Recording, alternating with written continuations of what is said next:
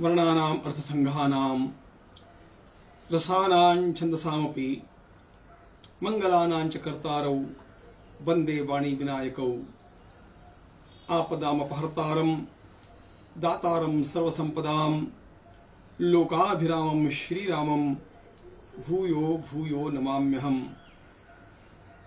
अतुलितबलधामं स्वर्णशैलाभदेहं दनुजवनकृशानुं ज्ञानिनाम् अग्रगण्यं सकलगुणनिधानं वानराणामधीशं रघुपतिप्रियभक्तं वातजातं नमामि। गोस्वामी तुलसीदास जी महाराज की अमर कृति,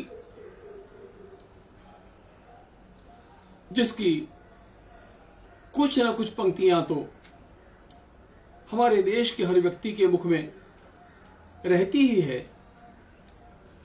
ऐसे हनुमान चालीसा नामक स्तोत्र का हम लोग चिंतन कर रहे हैं। जय हनुमान ज्ञान गुण सागर, जय कपीश तिहु लोक उजागर। यहां पर गोस्वामी जी महाराज हनुमान जी का स्तवन आरंभ करते हैं और उसका उद्देश्य जितना जितना हनुमान जी का स्तोत्र पाठ, उनकी स्तुति, उनकी महिमा का वर्णन उनके समक्ष किया जाता है, उतना उतना यदि आपके सामने हनुमान जी का विग्रह हो तो उसका तेज बढ़ते जाता है और आपके अंतःकरण में जो हनुमान जी की स्मृति मूर्ति है, श्रीमद् भागवत में 8 प्रकार की मूर्तियां बतलाई है। उसमें मनोमयी मणिमयी प्रतिमाष्ट विधा स्मृता ऐसा कहा है। जो कोई भक्ति करता है, जो कोई आराधना किसी विशिष्ट देवता की करता है, अपेक्षा यह होती है कि वह अपने अंतःकरण में उसकी एक मानस प्रतिमा तैयार करें। उसे मनोमयी प्रतिमा कहा है और जो 8 प्रकार की प्रतिमाएं, 8 प्रकार की मूर्तियां कही है, उसमें उसका भी समावेश श्रीमद् भागवत में किया गया है। तो जितना जितना इस स्तोत्र का पाठ किया जाए, उतना उतना हमारे अंतःकरण में विराजमान हनुमान जी के स्वरूप में प्रभाव बढ़ते जाता है और जब हमारे अंतरंग में बढ़ते जाता है तो अपने आप वह हमारे सारे व्यवहारों में भी प्रतिबिंबित हो ही जाता है। और इसलिए स्तोत्र का पाठ मुख से किया जाता है। मंत्र का जप जितना धीमे होगा उसका फल अधिक, वो मानसिक होगा तो उसका फल और भी अधिक। लेकिन स्तोत्र पाठ मानसिक नहीं होता है, स्तोत्र पाठ तो बोल करके ही होता है। ऐसा ही उसका विधान है। जाम्बानी ने हनुमान जी की महिमा का गान उनके सामने किया और स्वयं हनुमान जी के भीतर सारी शक्तियां पूरी तरह जागृत हो गई। यह केवल भूतकालिक बात मत समझना, यह हमारे भीतर भी हो सकता है। आवश्यकता और श्रद्धा के साथ हम अपने अंतरंग हनुमान जी को यह हनुमान चालीसा सुनाते जाए। जय हनुमान ज्ञान गुण सागर, जय कपीश तिहु लोक उजागर।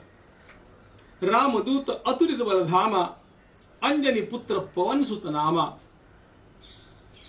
गोस्वामी जी महाराज के पहले पद का विचार हम लोगों ने किया। हनुमान जी ज्ञान के सागर हैं, कितनी सारी विद्याएं उनको अवगत हैं। वे स्वयं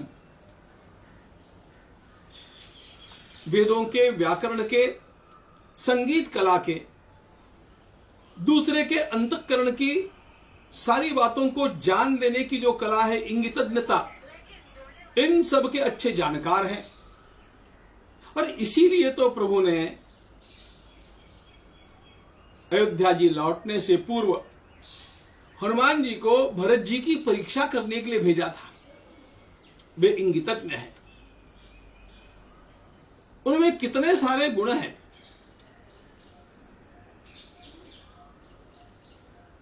गोस्वामी जी महाराज ने एक शब्द में उनका सारा वर्णन कर दिया। सकल गुण निधानम,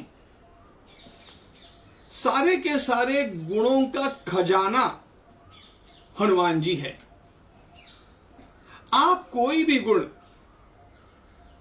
याद कीजिए, वो हनुमान जी ने कहां पर प्रदर्शित किया है, अपने आप आपके ध्यान में आता जाएगा। और इसलिए मैं तो ऐसे ही मानता हूं कि सारे विश्व का वांग्मय देखने के पश्चात इतना परिपूर्ण व्यक्तित्व अन्यत्र देखने मिलना बहुत कठिन है। जय हनुमान ज्ञान गुण सागर। वाणी उनकी कितनी मधुर है। उच्चारेति कल्याणीम वाचम हृदय हर्षिणीम। भगवान श्री राम सर्वोत्तम वक्ता है और वे स्वयं जब हनुमान जी के वक्तृत्व का बखान करते हैं तो हमें समझना चाहिए हनुमान जी में कितने गुण। बुद्धि से भी कितने सावधान है।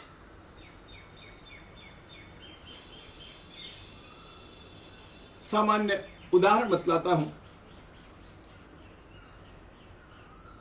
भगवान श्री राम और सुग्रीव, इन दोनों की मैत्री होने का विचार हो गया। प्रभु का दुख और सुग्रीव का दुख दोनों लगभग समान हैं। दोनों मिलकर के काम करेंगे तो दोनों का लाभ हो सकता है। और ऐसे सोच करके दोनों ने जैसे ही हाथ से हाथ मिलाया, हनुमान जी ने कहा थोड़ा रुकिए, विस्तार नहीं करता हूं मित्रों। प्रभु के भी ध्यान में नहीं आया कि हनुमान क्या करना चाहते हैं। तुरंत हनुमान जी ने वहां पर अग्नि की स्थापना की, अग्नि का प्रज्वालन किया, अग्नि का पूजन दोनों के द्वारा करवाया, परिक्रमा करवाई और फिर शपथ लेवाई। इसका अर्थ यह हो गया कि इन दोनों की मैत्री अब सामान्य करार नहीं रहा, बस संस्कार हो गया, वो प्रतिज्ञा हो गई। करार एक ओर से तोड़ दिया जाए तो दूसरी ओर से तोड़ने के लिए व्यक्ति स्वतंत्र हो जाता है। संस्कार की बात वैसी नहीं है। संस्कार धर्म बंधन है। हनुमान जी को पता है कि भगवान श्री राम तो कहीं चूकेंगे नहीं, लेकिन यह बंदा मेरा सुग्रीव कहीं न कहीं गलती किए बिना रहेगा नहीं। और इसलिए हनुमान जी ने युक्ति के साथ, सूझबूझ के साथ, सावधानी के साथ दोनों की मैत्री को धर्म का अधिष्ठान दे दिया।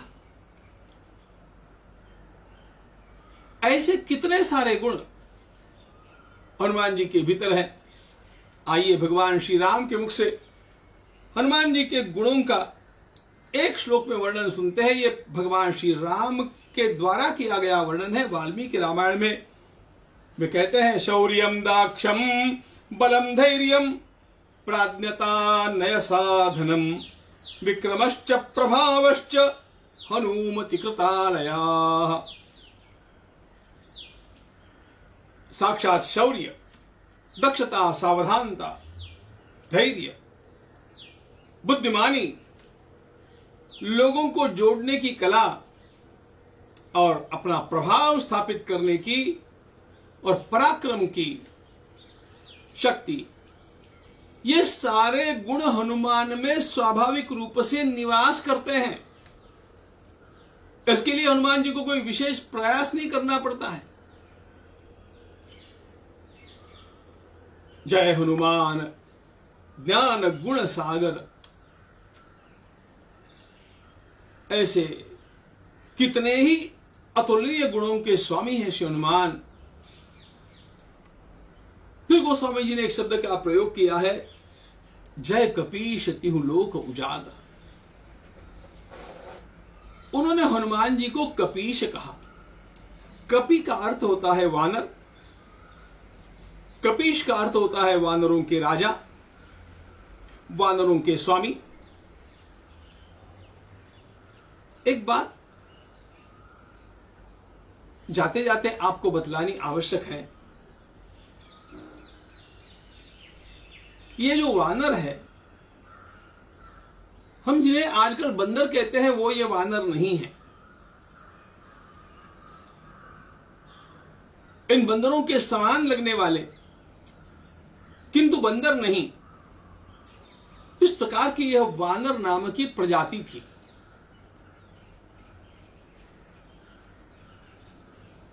यह बड़ी सभ्य थी। ध्यान ये रखना कि ये वानर नगर बसा करके रहते थे, उत्तम वस्त्रों को धारण करते थे,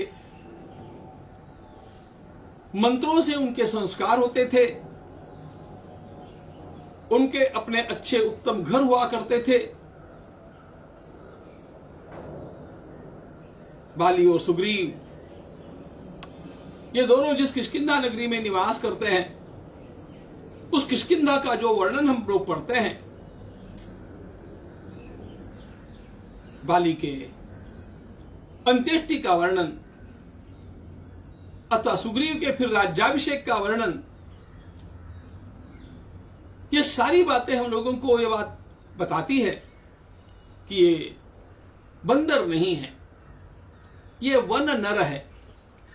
न तो ये मनुष्य है, नर नहीं है, और न ये बंदर है, ये वन नर है। इन दोनों के बीच की ये प्रजाति जो अब आजकल एक्सटिंक्ट हो गई बहुत वर्ष पूर्व, जैसे डायनासोर के बारे में आप लोगों ने सुना है।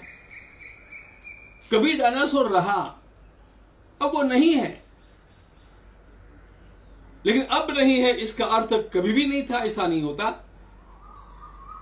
यह वन नर अथवा वानर इस प्रकार की एक विशिष्ट प्रजाति रही, इनके पूंछ भी रही, लेकिन इनके सारे व्यवहार मनुष्यों के समान थे।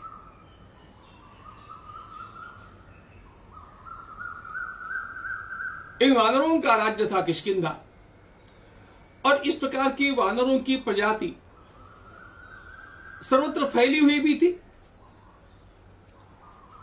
इन वानरों के राजा थे बाली। प्रभु ने वाली को उसके पापों के कारण नष्ट किया और सुग्रीव का राज्याभिषेक किया। प्रभु ने सुग्रीव का राज्याभिषेक तो किया, लेकिन वाली को न्याय भी दिया, और इसलिए अंगद को युवराज बनाया। इसका अर्थ राज्य भले ही प्रभु ने सुग्रीव को दिया है, लेकिन सुग्रीव के पश्चात यह राज्य सुग्रीव के पुत्र को नहीं, वाली के पुत्र अंगद को प्राप्त होगा। यह प्रभु की हुई व्यवस्था है, जो अत्यंत बड़ी राजनीतिक सूझबूझ से की है और न्याय से की है। मूल बात यहां पर यह है, हनुमान जी के लिए शब्द का प्रयोग हुआ है कपीश। कपीश यानी वानरों के राजा। अब एक दृष्टि से इसका प्रयोग किया जाना चाहिए सुग्रीव के लिए, अथवा कभी किया जा सकता है अंगद के लिए, क्योंकि युवराज भी भविष्यत राजा ही होता है। लेकिन हनुमान जी न तो राजा हैं और न युवराज हैं, लेकिन फिर भी हनुमान जी के लिए कपीश शब्द का प्रयोग यहां पर गोस्वामी जी करते हैं। और केवल यहां पर नहीं, सर्वत्र आप देखेंगे हनुमान जी को वानर यूथ मुख्यम ऐसा कहा गया। वानर यूथ के, वानर सेना के वे प्रमुख हैं। न राजा प्रमुख है, न युवराज प्रमुख है, हनुमान प्रमुख है। ये बात क्या है? बात समझने जैसी है, बात बड़ी गहरी है। हनुमान जी के पास राजा का पद नहीं, युवराज का भी पद नहीं, लेकिन स्वयं के गुणों का प्रभाव ऐसा है कि सारी वानर सेना उनका अनुगमन करना चाहती है, उनकी आज्ञा का पालन करना चाहती है। और तो और सुग्रीव भी उनके परामर्श के अनुसार चलना चाहते हैं। पंगद भी उन्हें अपने ज्येष्ठ के समान सम्मान प्रदान करते हैं। हनुमान जी के निर्देश के अनुसार काम चलते हैं। वो न राजा है न युवराज है, लेकिन उनके बिना कोई काम होता नहीं है। सही बात यह है, नेतृत्व गुण का यह सर्वोच्च विकास है। और यह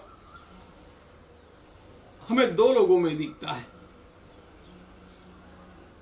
एक तो महाभारत में दिखता है भगवान श्री कृष्ण में, और राम कथा में दिखता है हनुमान जी में।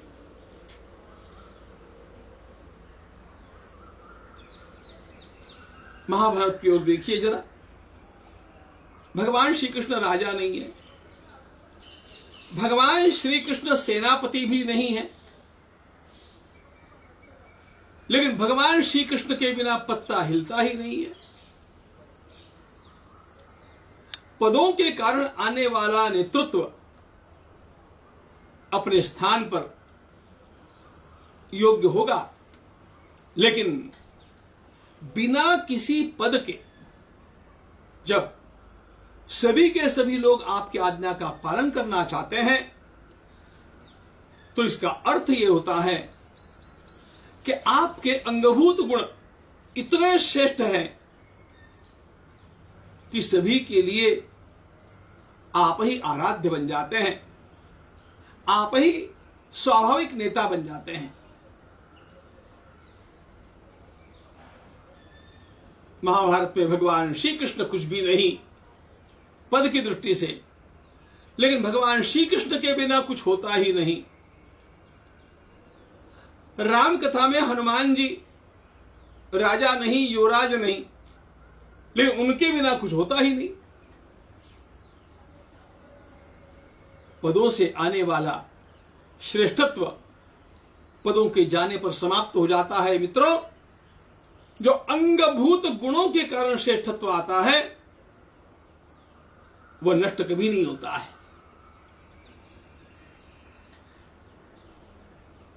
वर्तमान कालिक लोगों के ऊपर उसका प्रभाव तो चलता ही चलता है, लेकिन आने वाली पीढ़ियां भी उस व्यक्तित्व का लोहा मानती है, उस व्यक्तित्व की महानता का स्वीकार करती है। इसलिए वानरयूथ मुख्य अथवा कपीश यह हनुमान जी के लिए आने वाली स्वाभाविक संज्ञा है। जय हनुमान ज्ञान गुण सागर, जय कपीश तिहु लोक उजागर।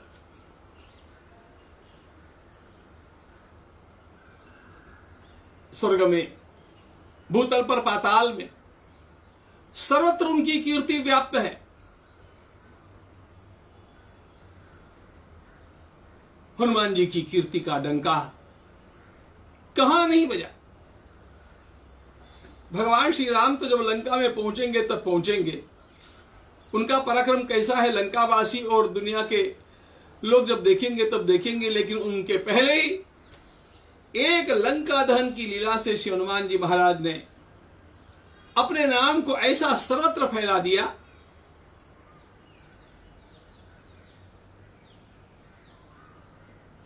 लंका के निवासियों में दहशत निर्माण हो गई। और उसका दर्शन बाद में दौत्य करने के लिए आए हुए अंगद जी ने किया। वास्तव में अंगद आ रहे हैं दूत कर्म करने के लिए, लेकिन अफवाह ऐसी फैली कि वो बंदर आ रहा है, और बंदर का अर्थ लोगों ने हनुमान समझा और तुरंत रास्ते सुनसान होने लग गए, घर दुकानें बंद होने लग गई। यह प्रभाव हनुमान जी ने लंका पर जो छोड़ा, केवल एक बार लंका गए और इतना बड़ा प्रभाव निर्माण करके लौटे। जय हनुमान ज्ञान गुण सागर, जय कपीश तिहु लोक उजागर, रामदूत अतुलित बलधामा, अंजनी पुत्र पवन सुत नामा। भगवान श्री राम के अत्यंत प्रिय है श्री हनुमान।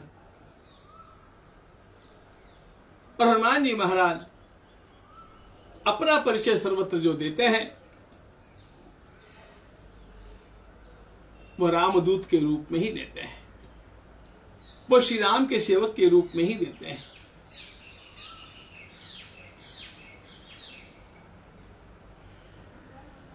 लंका में रावण की सभा में जब उनको ले जाया गया, उन्होंने अपना परिचय इसी प्रकार दिया, मैं तो भगवान श्री राम का सेवक हूं, उनका संदेश लेकर के आया हूं, उनका दूत बन करके आया हूं।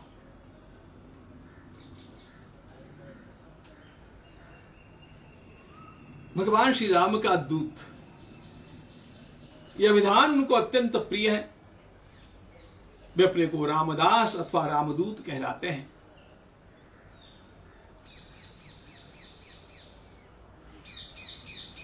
लंका में वे स्वयं राम जी के दूत बनकर के गए, इस बात को तो हम लोग जानते हैं, लेकिन संसार में जहां जहां हनुमान जी के मंदिर है, जहां जहां हनुमान जी की कथा है, जहां जहां हनुमान जी का स्मरण है, अपने आप उनके साथ साथ उनके पीछे भगवान श्री राम के भव्य व्यक्तित्व का स्मरण है।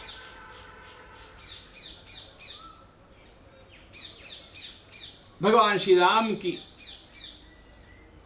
कुछ बातें रावण को सुनाने के लिए वे केवल नहीं गए थे, वे तो वहां पर पहुंच गए और दौत्य कर्म उन्होंने योग्य ढंग से किया। लेकिन जैसे स्वामी विवेकानंद शिकागो की धर्म परिषद में पहुंचे, एक व्यक्ति के रूप में उन्होंने अपना काम नहीं किया, उस व्यक्तित्व को देख करके, उसके भाषणों को सुनकर के लोग कल्पना करने लग गए कि भारत क्या भूमि है, भारत के ऋषियों की महानता क्या है। यह युवा सन्यासी इतना ज्ञानी होकर के, इतना त्यागी होकर के, और जो बातें हमें सुना रहा है इतने विशाल हृदय से, लोग भारत की कल्पना करने लगे। व्यक्ति के रूप में स्वामी विवेकानंद वहां पर पहुंच करके बोले नहीं है, ध्यान रखना। इस प्रकार की छाप उन्होंने निर्माण कर दी कि लोग भारत के बारे में सही कल्पना करने लग गए। सही कल्पना, लोगों के अंतःकरण में भारत की विकृत कल्पना थी। भारत गरीबों का देश है, दरिद्री लोग वहां पर रहते हैं, वहां पर कोई संस्कृति नहीं है। जैसे अफ्रीका में निग्रोज रहते हैं, उसी प्रकार भारत के निवासी है। उनके उद्धार के लिए यहां के ईसाई मिशनरी जाते हैं, उनको धन देना चाहिए। इस प्रकार का कुप्रचार जो पूरे संसार में भारत के लिए हुआ था, एक स्वामी जी के जाने का परिणाम यह हो गया कि लोगों के अंतःकरण की सारी ये भावनाएं नष्ट हो गई।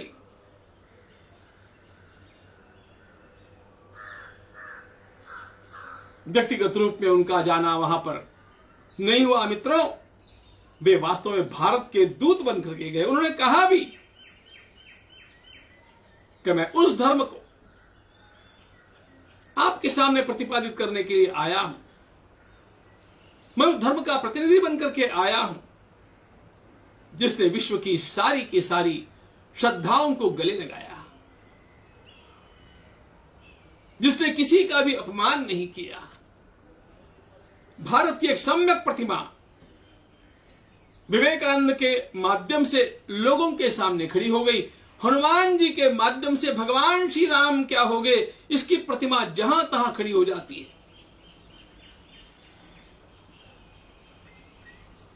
हनुमान जी के मंदिर में चाहे राम जी की प्रतिमा हो चाहे न हो,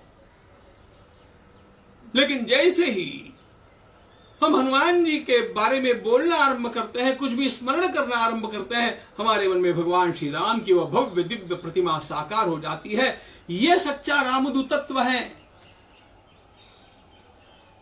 भगवान श्री राम के द्वारा प्रतिपादित और उनके द्वारा पालित जितने भी धर्म के नियम हैं, उनकी साकार मूर्ति श्री हनुमान है। रामदूत अतुलित बलधामा, कितना बल है हनुमान, उनके बल की कोई सीमा नहीं। अपनी वाणी से क्या कहूं, साक्षात भगवान श्री राम की वाणी सुनिए। भगवान श्री राम कहते हैं, न कालस्य न शक्रस्य न विष्णोर्वित्तपस्य च कर्माणि तानि श्रूयन्ते यानि युद्धे हनुमतः।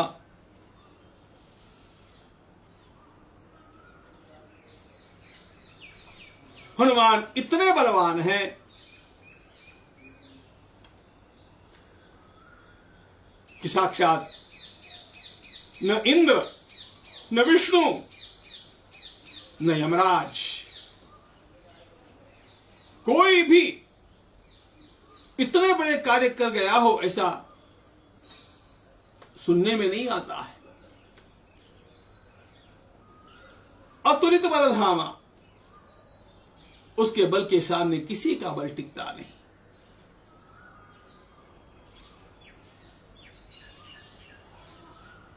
ज्ञान की मूर्ति, ज्ञान के सागर, गुणों के सागर, सभ्यता के आगर और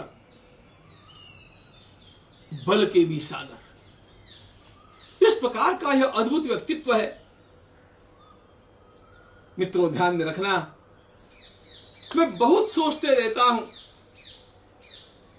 मुझे तो